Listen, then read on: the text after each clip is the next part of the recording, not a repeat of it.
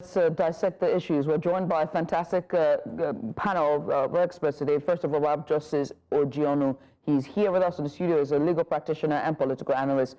He will provide a deeper look at the legal framework for tackling corruption. We also have with us activist Auwal Musa Rafsanjani, and he will share his perspective on civil society roles in holding public officials accountable. Gentlemen, thank you so much for joining us, and thank you for being here. We're going to start here in the studio, and I would like to speak to you, Justice, and ask you, how would you assess EFCC? How have they fared so far when it comes from their inception to present day? Not excellent. They're just there. They're just there. There are lots that's expected of them that they are yet to deliver on. Maybe tomorrow, when they have the political capital to be able to actually chase corruption in the way and manner it actually ought to be chased. Maybe we'll say, okay, it is close to El Dorado, but so far, if you say we should be on a continuum and I should score them out of a 10, I'll give them a 3. I find it very nauseating that the last two persons who've head the agency have also been found wanting for corruption as well. You know, of alleged corruption and bribery. Is it just two? I think it's from inception. It's from inception. The first person being Nuhu Ibadu was removed unceremoniously and demoted from AIG to a DCP at the time. So no EFCC chairman has been able to complete its term out of a total of 6, and it's because for one thing or the other they were actually removed, either suspended and investigated. But again, the result of the investigation never ever see the light of day. We just hear of different colors of papers, blue papers, white papers, and all. But we never hear that, okay, one of them has been actually prosecuted. Maybe it would have been with the last one, but again, it was held for a while and eventually released, and we still have not heard anything. So I think that there's a lot for the EFCC to do in order to be able to gain trust of the Nigerian people. Two specific situations actually in recent times, it sticks out like a sore thumb. The first one is the 768 duplexes that were seen. As you know, Judith, I don't know if you know the person that actually I need help. That actually stole those houses. Why is it one person or a group of people? I don't know whether it's one person, whether it's a group of people. But why are they not named? Are we in J.K. Rowling's Harry Potter, where there is Voldemort that's so terrible a beast that must not be named? But I mean, sure, Omoyele Shure has said that he has the names and also called out EFCC, saying that, and he alleged that the past CBN governor is the owner of the 763. It's still alleged. Alleged. Okay, yeah, it's alleged. And should we hear it from the mouth of Omoyele Shure? Should it not be the EFCC? Why is this the exception? Why have they have always named to shame, especially every other person that they said they are led has stolen one or two things, including with media trials. Exactly. Yeah, trial by jury. What do they call it? Trial by media. Yes. I tell you, I've been informed. Mr. Rafsanjani, I just wanted to say that we're going to come to you. I have a question for you, but first we want to play that package which I spoke about from earlier from Imarai, our correspondent. So let's take that package, and when we get back, I've got a couple of questions for you. We'll be back. Let's see this. The call to shun corruption and financial crimes took center stage as Nigeria's anti-graft agency, the Economic and Financial Crimes Commission, held a town hall meeting to mark the 2024 International Anti-Corruption Day. The event was attended by student groups, transparency organization, and anti-graft crusaders who converged at the EFCC headquarters in Nigeria's capital, Abuja. In his speech, the EFCC chairman says that the commission remains committed to ensuring that no recovered funds are relooted. And we said any money we recover or property we recover, we will not allow it to be relooted again. So we are not just going to recover and go to sleep. No, we'll monitor what is done with it. So we are proud to say that well over 20,000 civil servants have also benefited from the Credit Corp project that they use the process of crime recovered by EFCC to also support, in addition to NED fund. Panelists at the town hall session urged Nigerian youths to become agents of change within their respective communities. Young people, you can be agents of change. Nobody's going to do the work for you. We're helping you to do the work because this is your future.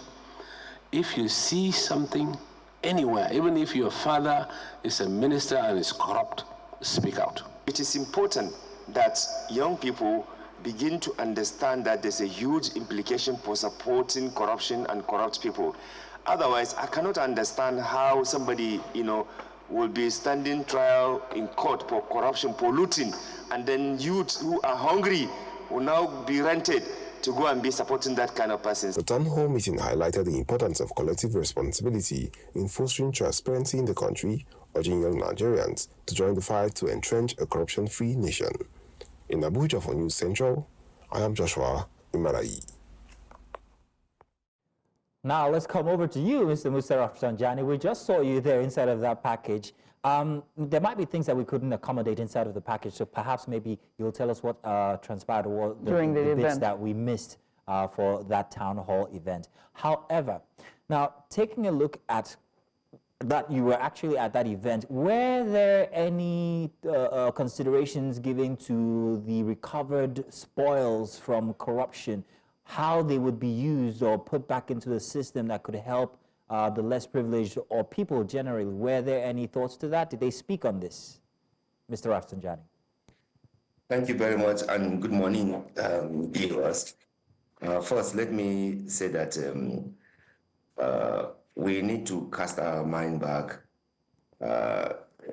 in terms of how EFCC has emerged, or let me even say generally, both EFCC, ICPC, and other anti-corruption came on board, and why they have to be, in place in order to help rescue the country from monumental looting and waste by some public officials.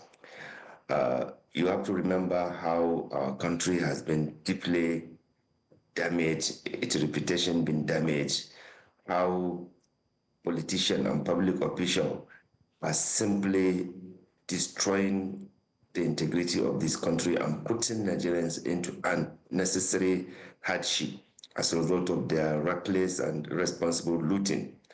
Now, if you do not have agencies like EFCC, ICPC, the kind of democratization of looting and stealing you will see in this country will be unimaginable. So we know definitely our institutions generally are weak, but I can assure you that if you do not have EFCC, ICPC doing what they are doing, the kind of things we will see in this country would be something that will be completely inconceivable. So what do we do? Do we just condemn them, or do we give them the support and ensure that we advocate for strengthening the gaps that exist in those agencies? I think for me, given the kind of ramification of the corruption in this country, whatever we could do to support and strengthen the anti-corruption efforts in this country, it deserves to be done, because this is our future. This is our country that has been put into a serious developmental challenge. And EFCC, ICPC, and other anti-corruption agencies, they are doing their best, but within a very complex political system that does not allow institutions to operate independently in the manner that they can be able to do their work.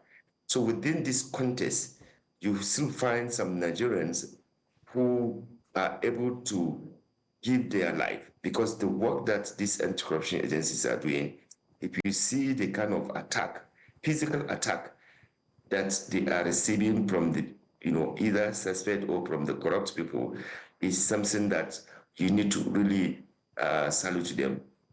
Many of them have been wounded, attacked, by corrupt people and their agents. And what is the gain? The gain is just to make sure that our country is run responsibly and the resources that are meant to be used for development are applied judiciously. That's the work that the EFCC, ICPC, and other anti-corruption have been doing to, ensure that they bring some level of sanity in governance. I tell you that if you remove or abolish these anti-corruption agencies, what you will see in Nigeria with the reckless public officials and politicians, is something that we cannot desire to have. So yes, I know they are not 100% perfect because they are human and they are working under serious challenges of lack of resources because the same politicians are depriving them from having resources. For example, code of conduct is even a constitutional creation, but the politician, they have refused to fund that agencies to do the work that they're supposed to do. So they are making them difficult to perform their work because the politician or the public official, corrupt public official, they do not want code of conduct to work so that they can verify the asset declaration they declare, which in many instances are bogus and true. But because of the challenges of resources, the code of conduct cannot verify the claims of all the politicians. So they succeeded in doing anticipatory declaration. Politicians refuse to allocate resources, to the code of conduct and anti-corruption agencies doing the work. So I think, what we need to do in Nigeria as responsible citizens is to see how we can, support the strengthening of these institutions, demand for accountability, so that, the system work very well, rather than condemning them, in my opinion. Okay. I mean, one of the things I take away from that is, besides just strengthening our systems and making sure that this agency's work, is also lack of funding. And that seems to be the rhetoric when it comes to all the MDAs. Every ministry, every department, every agencies, they always decry the case of lack of funding, which would aid them to do their jobs very well. But let me come to you, Justice, for my next question. And it's pretty much about, looking at the legal framework when it comes to effectiveness as well. We have seen in the last couple of months where some states gathered to take the EFCC to court saying that they're an illegal entity, right? And we saw the hide and seek case of Yahaya Bello and the EFCC. And so I have to ask you, have they done well when it comes to persecuting, alleged government officials who have been alleged of corruption and bribery and, drafting or crafting, I beg your pardon, and persecuting very high-profile corruption cases? The case of conflicting court orders, please.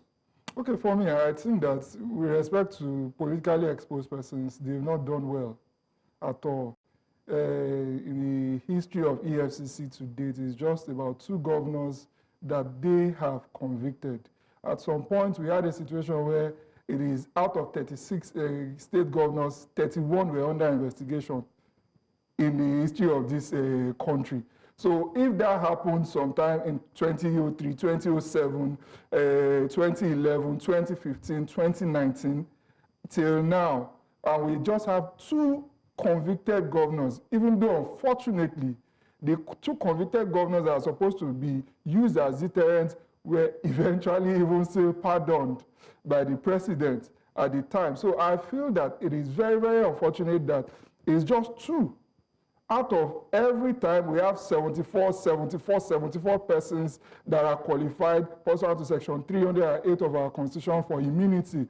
Once the immunity is done, why do we not have serious prosecution of these people in order to use them as deterrents? So having said that, let me also come back to the Yahaya Bello situation. It is so unfortunate, and it was a disgrace to law enforcement in Nigeria. We saw what happened to Dele Farotimi. Yes. It was fast. Sharp. Even though a lot of legal breaches, it occurred during the procedure was zero, as far as I'm concerned. But with Yaya Bello, Taking months. it took months, It's still ongoing. almost a year. And it's so defying and so defaming to the image of law enforcement in this country that he had to be the one to say, okay, I'm coming by myself. He came the first time. And they couldn't arrest him. They couldn't hold him. He had to now present himself the second time. So what administration of laws are we experiencing in our country? Is it that there are some laws for some high and mighty, while there are some laws for the other ones who are not so highly placed? So these are some shenanigans and some appearances that show to us that EFCC especially is not up to date, is not carrying itself or itself, the way it ought to be carrying itself. Because if you portray yourself in a way that people see that you are not biased, just imagine if it was a young Nigerian person that was in the situation that Yaya Bello was in. They will slap the hell out of him. They will slap the hell out of him. They will kick him like a football until they get to court. And these are the ways that they are administering justice in this country that makes people, that make them lose trust. There's bankruptcy of trust in law enforcement. I can feel the pain in your voice just recounting or reliving the moment he walked into court. Let me tell you why I am feeling the pains. Because sometimes we as lawyers, we are company clients to the EFCC, the various formations, and the kind of treatment that even we receive. It shows to us that these officials need to be retrained. Justice, let's talk about that treatment. And I'm going to ask Mr. Rafsanjani here, since he was at the town hall that included the EFCC. Mr. Rafsanjani, regarding the way the EFCC operates, the way they engage, whether alleged or whether culprits, whether they have been found guilty or not, did they speak about this and whether it is proper for them to break down doors, assault people? How exactly are they supposed to carry out their duties in a way that doesn't infringe on the rights of other people? Thank you very much. EFCC is a creation of law, and therefore they must operate based on the law that we have. And if the citizens have any evidence of breaches of those laws, then it is their own responsibility to also rise and speak out about this and seek for the EFCC or ICPC or any anti-corruption, including even the police, to do it, in the manner that they are supposed to do. But at times, like I mentioned, if we understand the complex of how corruption has completely overtaken our public institutions, you will not be surprised. I sympathize with my brother, and we all share the same pain. But I tell you, the same politicians are the ones that are also selecting deliberately and carefully who becomes a judge.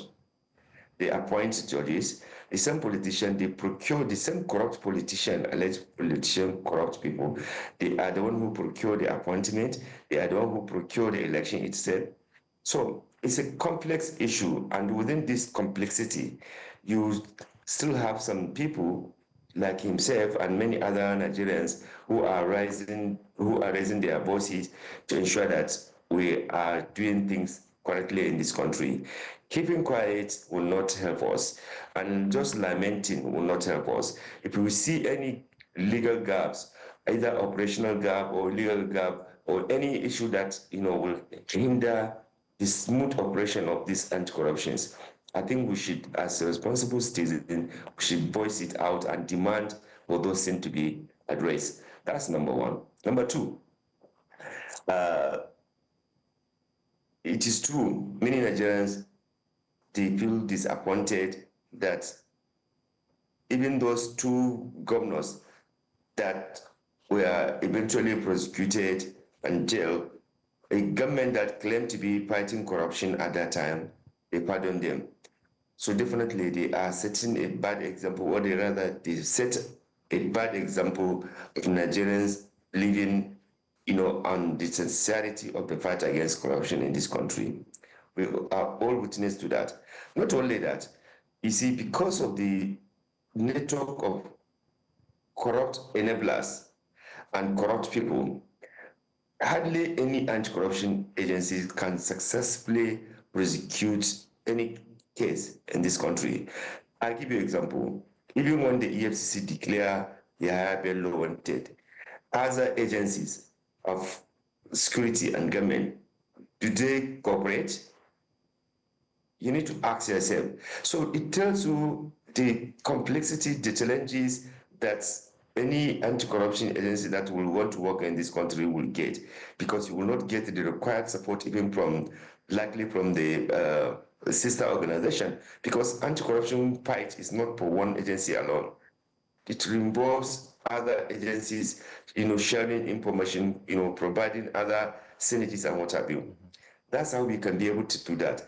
But the issue is that, do we even need to get into prosecuting or arresting people? Why can't we even block the leakages? We know, Nigerians, they know that once XYZ is there, there's tendency for wrong thing to happen, and yet we keep on moving, allowing that kind of people to go in. I think for me, we need to devote attention to prevention. If we allow people to loot 10 billion naira and we spend maybe 2 billion naira to engage in legal processes, at the end of the day, you end up being free by gain. So you stole 10 billion, you negotiate to return maybe 3 or 4 billion. The rest of the money is legitimately yours. You continue to enjoy that. That kind of, Mr. Auwal, I hate to cut you, system need to stop, because you are promoting and, actually encouraging molutas to come. I think the issue is that we have to go. Unfortunately, we do have to go. So I have to just for you to round up your thought very quickly, because we're out of time pretty much. Your final thoughts, Justice, before I let you go. Have the courts done enough in combating corruption, or have they aided this? Your final thoughts. We're leaving. Okay, for me, I think that first there was an indictment against the judicial system about 2 months ago, when NBS and the UN actually found out that the judiciary seems to be the most corrupt industry in Nigeria, even beyond the Nigerian police. So I feel that that's rather unfortunate. But having also said that, because I've also been in the system, I know that. Do you agree? Yeah? Do you agree, though, that it's the okay? With that, I can't fight data. I can't fight data, verifiable data by the NBS working with the UN. I can't fight it. I don't have the data. So, but being a person that's inside the court system, I've seen that a lot of the challenges are actually originate from investigation. If you are the investigators and you don't do your yeoman's job, it's going to be difficult for, no matter how smart your lawyer is, the prosecutor is, they cannot convict based on a very, very weak investigation conducted. So that's my experience within the system. Sometimes it is the work of saboteurs. They deliberately remove some documents, do not do something very, very tidy, and it spoils the work at the end of the day, because at the end of the day, you just have to let a person go, if even they are guilty, if you don't have sufficient evidence against them. The courts don't work with the truth, they work with evidence. There's a part of conflicting court orders, so one court will say something, a high court will talk another one, the 1 year will say another one. That more is on the political side, and not necessarily with the anti-corruption side. Unfortunately, we can't express in entirety the frustrations that you have for the Nigerians, but it's obvious. Definitely. I want to say thank you very much, Justice Ojienoh, for joining us. And also, Mr. Musa Rafsanjani, for also joining us all the way from Abuja via video. Thank you very much, gentlemen, and we'll be coming to you for more resource on these kinds of topics. Thank you indeed.